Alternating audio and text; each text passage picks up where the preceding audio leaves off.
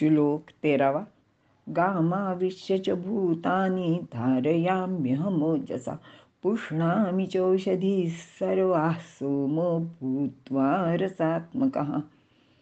अर्थ: मी म्हणजे ईश्वर पृथ्वीत प्रवेश करून आपल्या बलाने सर्व भूते धारण करतो आणि रसरूप सोम बनून सर्व औषधींना सुद्धा पुष्ट करतो. विवरण: वर सांगितलेली सूर्याची ऊर्जा पृथ्वी चिरते व भूतांचे जीवन धारण करते. पृथ्वीमध्ये जी धारण शक्ती आहे ती भगवंताचीच आहे. त्याचप्रमाणे पर्जन्य, जल, वायू, धान्य, पशु, पक्षी, कीटक इत्यादीसह सर्व मानव पृथ्वीवर निर्माण होतात आणि जगतात. ते सूर्याची ऊर्जा पृथ्वी चिरते म्हणूनच. अन्न म्हणजे सूर्य ऊर्जेचे रूपांतर. जर सर्व प्राणी मात्रात सूर्य ऊर्जा थेट स्वीकारता आली असती तर त्यांना अशा भोजनाची म्हणजे आहाराची आवश्यकताच राहिली नसती. म्हणून भगवंत सांगत आहेत की ऊर्जेच्या रूपाने मी पृथ्वी चिरून या भूतांना धारण करतो. याशिवाय प्रत्येक प्राणीमात्रांमध्ये जे तेज असते किंवा शक्ती असते ज्यामुळे प्राणी जिवंत राहतात ते तेज ईश्वराचेच आहे. सर्व प्राणीमात्रांना ईश्वर सांभाळतो. यामध्ये सगळे पशुपक्षी इत्यादी चर प्राण्यांचा समावेश आहे. त्याचबरोबर पृथ्वीवरील महत्त्वाची गोष्ट म्हणजे वनस्पती, झाडे, विविध पिकं इत्यादी आहे.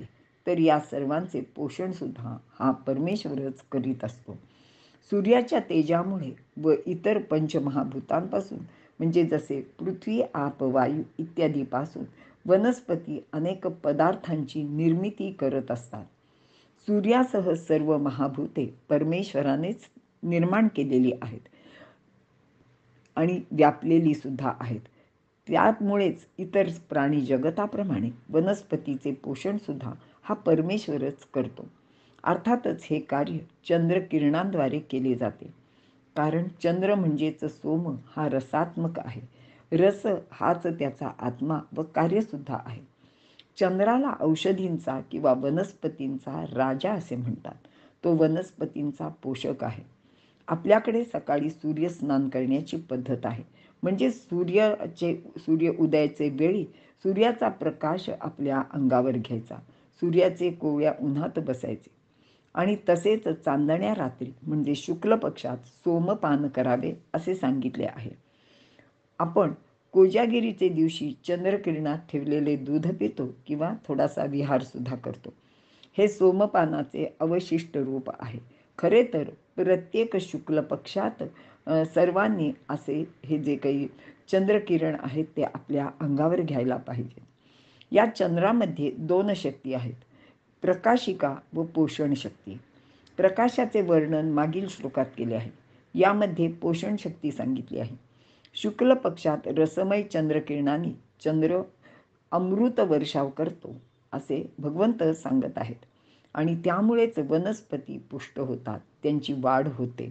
असेही एक गोष्ट सांगितली जाते की मातेच्या उदरात असलेल्या बालकाची वाढ सुद्धा शुक्ल पक्षात जास्त होत असते. अशा रीतीने हा भगवंत सर्वांचे भरण पोषण करतो असे अर्जुनाला इथे श्रीकृष्ण सांगत आहेत. इथे आपण